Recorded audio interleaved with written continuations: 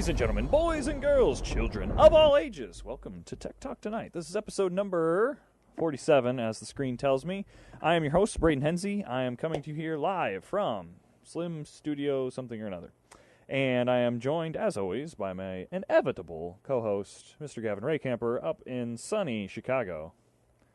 I am inevitable, and it is not sunny. It is snowing some sort of white powdery substance. I've never experienced such a thing. Interesting. I don't believe you. How much snow did you actually get up there? Because it was like Snowmageddon down here, as said by the radio this morning.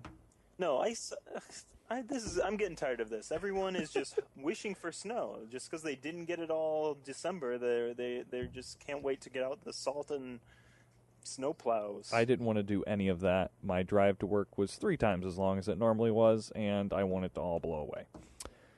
Anyway, shall we talk tech tonight, or, do something else?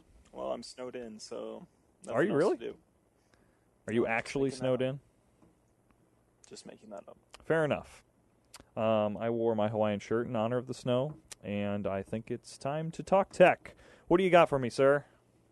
Well, this year, this week, this something or other, Facebook is set to hit 1 billion users by August. Have you heard of this? I haven't. Why is that a big milestone, besides it being 1 billion? I don't know. It's just a huge deal. But the question is there increase in users still going to happen, or is it going to peter out as everyone literally in the world gets Facebook? Here's my question, though. Is it 1 billion legitimate users, or is it, everybody has 2 Facebook accounts now because they got tired of looking at all of their relatives and they made separate accounts to play games and stuff on? Because that has been known to happen. Yes, I did that. I'll admit it. I might have 7 or 8 accounts. You don't know. So how many other people do you think is actually skewing that billion number? I mean, that's a good point. Like, Rob in the chat also says, engaged users, users that actually log in every single day. Right. Or week or month is different as well. I would say at least, like a month. Like, my mom doesn't check Facebook every day, but she has a Facebook account, and, she keeps up with me on it, I guess. Otherwise, I don't know what she's doing on there. But, I mean, once Facebook hits a certain number, what are they going to do? They can't keep growing. The investors are going to be salivating for more users. Are they going to reach out to the third world, give out computers so people can get on Facebook? Okay. There is eventually going to reach a point to where, as many people is going to be on Facebook as possible. It will eventually reach that peak. But I don't think investors are really going to care if it doesn't go up any higher than that. If the people that are going to join are, heaven forbid, third world country people and stuff, those aren't the people that are going to be buying their products, or at least they probably shouldn't. They should be worrying about more important things. So I don't think investors should really care too much. No, investors want growth. That's what they want. They don't care about sustain. Well, if I was an investor, I would have some common sense like that. That's what I'm saying. So I blame the investors. Interesting story nonetheless. Agreed. Next. This is what I do now. I just say next, and Gavin doesn't. I think you posted 25 clever ideas to make life easier. You had to pick that one, didn't you? Because that's the one that I didn't have prepared. But my favorite is the which one did I see? I smell popcorn. Oh, the bread tags on the cords to label them. That was kind of interesting. Bread tags on the cords is cool. I've been using a label maker and pieces of tape to write on my cords. But I thought that was interesting. I like the very first one, the strawberry. The way to poke out the stem was to basically put this is going to probably look horrible. But, say this is my strawberry, and this is a straw. They pushed the straw through the bottom of the strawberry, and it poked out the stem at the top, as opposed to, taking a knife and digging out the stem. Anyway, check out that story on our Reddit page, reddit.com/r/techtalktonight. Clearly. Moving right along. What else happened this week, Braden? I didn't read this. I believe there's some type of show going on called the Consumer Electronics Show, I do believe. Oh, yeah, it's a huge week for tech. There's lots of huge companies all displaying their wares over in Las Vegas. CES is interesting, though, because it's not a show for consumers. It's a show for the manufacturers of products to sell to distributors, like your Best Buys and all those kinds of people. And media. Media is the other big people that go to CES. Media as well. So, I mean, a lot of the stuff at CES isn't going to be necessarily in the stores tomorrow. It'll take a while, but it's kind of a way to see what's in the future. Some of it's one of those things was a new Samsung TV, right? Let's see here. Was it the Samsung or the Sharp is the one that I really liked? And okay, so on the top of that, it's not just things that are going to be coming out soon. It's like pure prototypes that they'll show off. So a lot of the manufacturers of TVs have 4K TVs that they're demoing and will have on the market here shortly. Sharp was the only one that came out with an 8K TV, or they have a prototype there showing it off. Okay, so let me back up for a second. What does 4K and 8K mean to you? Okay, so we just had this big explosion of HD TVs. That's 1024p anyway. A bunch of numbers. So what this basically means for you, 4K, 4 times the resolution of HD. 8K, 8 times the resolution. Well, why do I want something like that? My eyes probably can't even perceive better than like 1K or something. You can, because... Okay, how far away do you currently sit from your TV? First off, do you have an HD TV? No. Well, you totally fail for this thing then. Okay, my living room set up, HD TV. And I have it set up like you're supposed to for an HD TV. You have the couch about 10 feet away from the actual TV. Well, for these 4K and 8K TVs, you can literally be sitting right next to the TV, and you're going to get all this content and detail. I mean, basically, when they were demoing the 8K TV, they were standing within, a foot of this TV, and they were reading the digital readout of a person's watch. That the shot was like her from head to toe, but they were looking up close and reading what time it was on her watch. That's the depth and detail that you're going to get with 8K.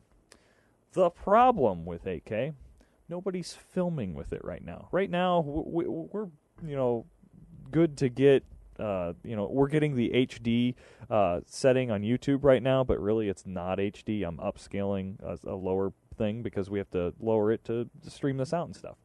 So the problem is going to be getting content that has been recorded in 8K. Right now, I only know of one camera that does that, and that's that Red Epic. And they have a new one, too. That's what you're going to be getting for your birthday, right, Braden? I wish. That is... Just the base alone, I believe, is like $15,000. And then you have to buy lenses and batteries and media for it and like jib arms to hold all the lenses in place. And it gets really expensive really quick. And that's why you rent them instead of buying them. Anyway, you are so are you going to buy an 8K TV when they come out? Oh, I wish I could, but to be honest, I think I'm happy with my TV. And see, they were kind of talking about this too. Last year at CES, the big thing was 3D. We're going to have 3D TVs for everybody, and that's the newfangled thing, and it's going to make everybody run out and buy a new TV. Well, it didn't happen that way. First off, a lot of people, myself included, didn't like 3D. I think it's a gimmick, okay?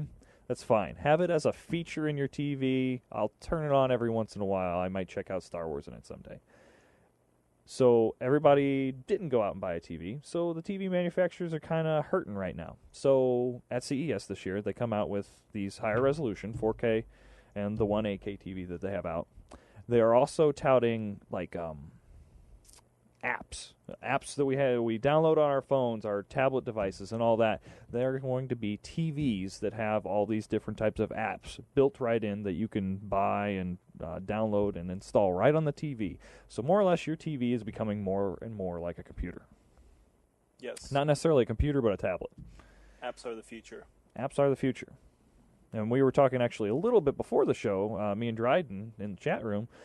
Apple has a keynote coming up here in 2 weeks or so, and Apple TV, meaning an actual TV with like the Apple device built into it, might be something that they're touting and showing off here soon. Speaking of Apple, have you heard of that? Have you listened to this week's This American Life? Okay. Was going to sit in a lot of traffic and was going to hopefully listen to a podcast on my way home, except I wasn't connected to Wi-Fi and couldn't download it. Otherwise, I would have. So tell me, what's up with This America Life this week? Well, I mean, it was last weekend's technically. It's this week's podcast that it's a fairly scathing review of only of Apple products that are made in China. Yep. And it's very interesting because they point out something that is, I guess, obvious to me now, that like all the stuff that we say is quote unquote made in China is actually made in a single city called Shenzhen. Oh, really? Did you know that? I did not. Actually, I think I've heard of that city. I didn't know that's where everything was being made, though. Yeah, because that's like the only place where China allows the corporations to build their huge factories, and it's like where Foxconn is, which Foxconn makes all these things. All the chips and stuff. I mean, super scathing, talking about how workers' rights are horrible and people are injured because of repetitive things and all that kind of stuff. So they're basically just saying Apple's bad because they have a factory there, but so do everybody else? Yeah, I mean, they're not pointing out only Apple. Really, they're pointing out the American public. I mean, right. They're over there making the lives horrible of these Chinese people who are building this stuff by hand just so you can have a $100 iPhone 3G from AT&T. True. So probably the real trick is here to let our economy keep failing to the point to where it's going to be cheaper for Americans to be making such a thing, and then we'll have all our jobs back. That's true. I'm calling it now. We're going to be the future China. Situation solved, right? Right? That's probably the worst idea possible. As long as I have my iPhone 4, I'll be happy. Famous last words. iPhone 4S or just iPhone 4? Or iPhone 5 maybe next. Siri is that great. You've been using Siri for a few weeks now, a few months now. Like, how do you like it? Okay, major Siri fail. Technically last night. We looked at the weather probably around midnight, thinking, okay, let's find out what's going to happen tomorrow. Siri told me it was going to be warmer and like cloudy. I wake up this morning and there's an inch of snow on the ground and it's 16 degrees. It's kind of a eye-opener. So I have, obviously come to the conclusion that Siri is trying to kill me, since that's the only possible reason why she would have gotten the weather wrong last night. And, I welcome our new robot overlords. I mean, Steven in the chat room points out that really it's not Siri's problem, it's the weather program that she's pulling the data from's problem. That's probably true. Which happens to be an Apple weather program, probably. Yes. Okay, let me throw this out there. I also am in dire need of a better GPS system on my phone, or a turn-by-turn thing. What do you use your phone for turn-by-turn directions? No, GPS. You have to have a dedicated device. Really? Oh yeah, dude. Directions on your phone is just so janky, and then turns out someone will call you, and then you'll lose your directions, and like it kills the battery life and everything. I love just having my little Garmin GPS device right there. It tells me the speed limit of the section of road that I'm in right now. Yeah. It tells me where I'm going. It shows me my map. It can tell me my location. Can tell me the closest fuel stop, all without having to waste my phone's battery and everything. I say dedicated GPS device is the way to go. Okay, so I was probably in the same boat with you, or before I got my first smartphone, which was my Droid. But after I got my Droid, my Garmin more or less sat in the glove box because I was using the Droid all the time for turn-by-turn, and I loved it. I thought it was actually better than the Garmin. Does it show you the current speed limit? Yeah. I had an app that did that. Displayed turned on all the time? Yes. Okay, and that's why the battery turned into only holding 4 hours. It was more than 4, but yeah, you're probably right. But I mean, that took us from Illinois to California and back, doing turn-by-turn directions and stuff, and did just fine. So I think Droid actually has a leg up on iPhone. I think that's one of the biggest things I miss from switching over to iPhone now. So I think you're full of crap. Probably. but I'll take care of that later. Anyway, what else do we have in tech stories, Gavin? Some of the last ones of the night. Oh, well, so going back to like televisions and data connections, it sounds like the future thing coming out of CES is going to be the Thunderbolt port, which Apple premiered in its devices like a year or two ago. Just last year, I believe. But okay, so the reason why I posted that story for a couple reasons. First off, Thunderbolt I think could be really cool, and some of the peripherals that they're showing off will be really nice. One of them is made by Belkin, and basically it's a dock that you could use for a MacBook Pro, and with it you would have capability to use USB 3.0 peripherals. So that's one thing that would be great, because currently Apple's not putting USB 3.0 on their devices, and that would be one way to get it in there. It seems like other people will be using Thunderbolt. Thunderbolt's actually made by Intel. Just Apple was the first early adopter to it. And Thunderbolt is the Apple name for it. What's the actual name for it? Oh, it probably has like an IEEE model number or No, something. it's something. That I didn't look up. Wikipedia, tell me. Wikipedia, go. Siri.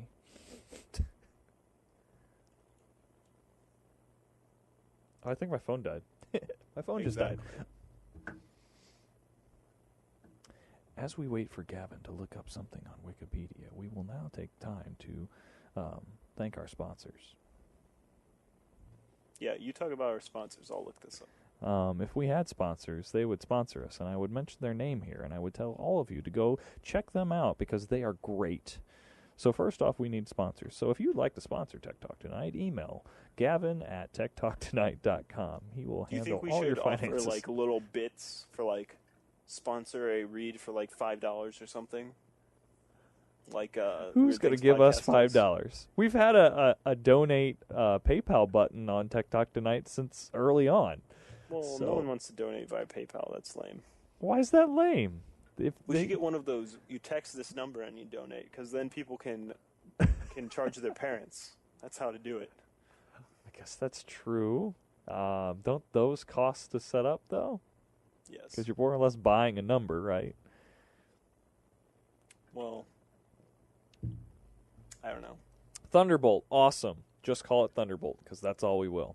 Yeah, it doesn't have another name. It must be Thunderbolt. Well, okay. So you're thinking there's another name because like things like FireWire. FireWire was the Apple name for the actual connection, but everybody called it FireWire. I believe it was the one that was actually called the IEEE 1394. 1394. I almost had it. It's 13 something. Anyway, next story. Do we have any more? Last one is SOPA.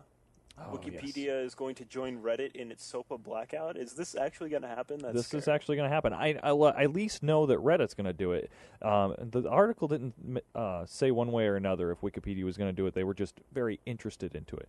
What's the date on the story? What day's the blackout? I think I put it in the title. January 18th. January 18th. So on January 18th, we are basically going to lose Reddit for the day. What? Yeah. What am I going to do all day? Well, this is kind of a strange way of protesting, I think. But basically, they're just going to shut down the internet as best they can. And, Reddit's trying to get supporters to help, to shut down their sites and stuff, too. So imagine Google shutting down for a day to protest SOPA. Do that, they'll lose money. They would lose money, but think about it. How better way to, shut down... If Google shut down everything, nobody could search, use their Gmail, do any of that. Would that not slow down the workforce within the entire world?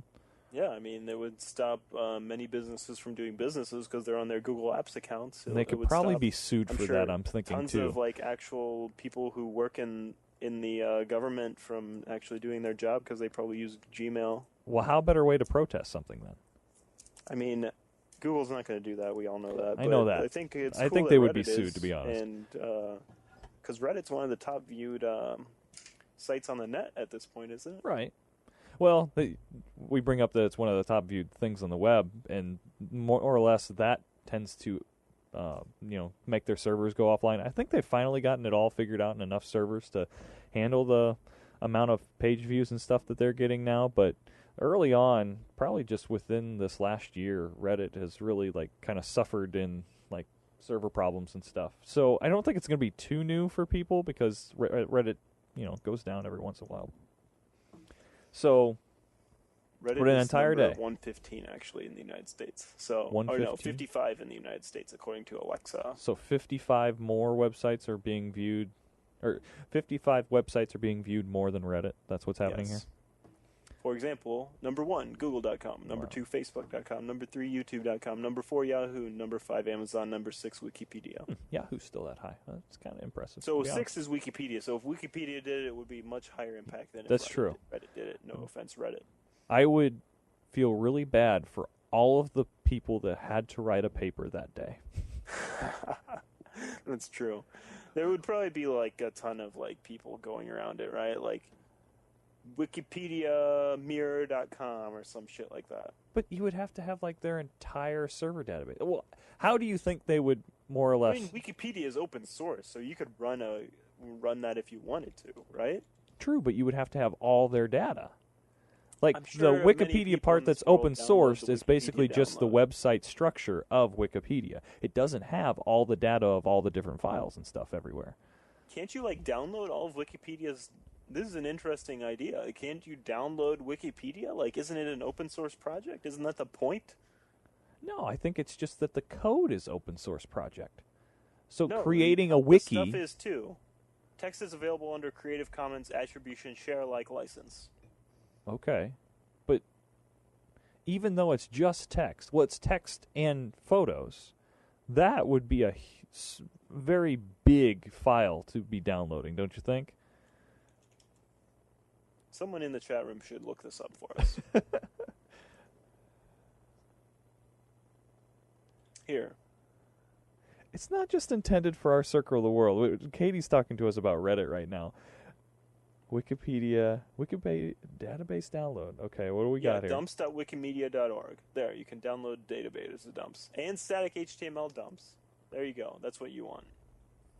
So how big is the download? Hell if I know. Operating system limit. Yeah, I can't go through all this right now. Anyway, so supposedly you can download all of Wikipedia, but why would you want to? To host WikipediaMirror.com when Wikipedia takes itself down. But if they're just taking themselves down for a day, okay, hang on. Katie kind of brings this up with in regards to Reddit, but I'm converting it to Wikipedia. Nobody but people like us are going to download Wikipedia just so we would have it the day that it goes down. All those people that just want to write a paper, not worried about that, probably wouldn't even know that Wikipedia was going down for the day. The size of the November dump was 7.3 gigabytes compressed, 31 gigabytes uncompressed. Okay, that's a lot less than I thought. I don't know. I think lots of people would notice if Wikipedia went down, don't you think? Yeah, I think so. That's why I think it has to be Google. We have to get Google to shut down. Then the world will know about SOPA. And I'm that's going to be one of the big stories. Next week, Friday, I'm going to be on the radio in Carlisle. I don't even know the call letters. Anyway, the Max Radio morning show. I'm going to be on there. And that's one of the things that I really want to talk about is SOPA and try to, tell the populace, hey, this thing's going to get passed in the 22nd. As well as plugging all your stuff. Well, yeah, we'll plug all including the stuff, TechTalkTonight.com. Obviously, we're going to plug TechTalkTonight.com, where and how we everybody's are now watching. in the iTunes store where you can subscribe, right, Braden? I do believe so, Gavin. We are now officially a podcast, meaning we are on the iTunes Music Store. If you go to your iTunes account and search for Tech Talk Tonight, you will find our audio feed. Our video feed will hopefully be soon to follow, but right now you can download this as an audio podcast, and we hope you do, and listen to us in the long car rides that you will have in the snow. And everyone should subscribe even if you don't listen, because then we get the counts. It's true. You probably don't go to iTunes that often anyway. Just, subscribe and give us 5 stars, and we'll love you forever. And now no one else is watching.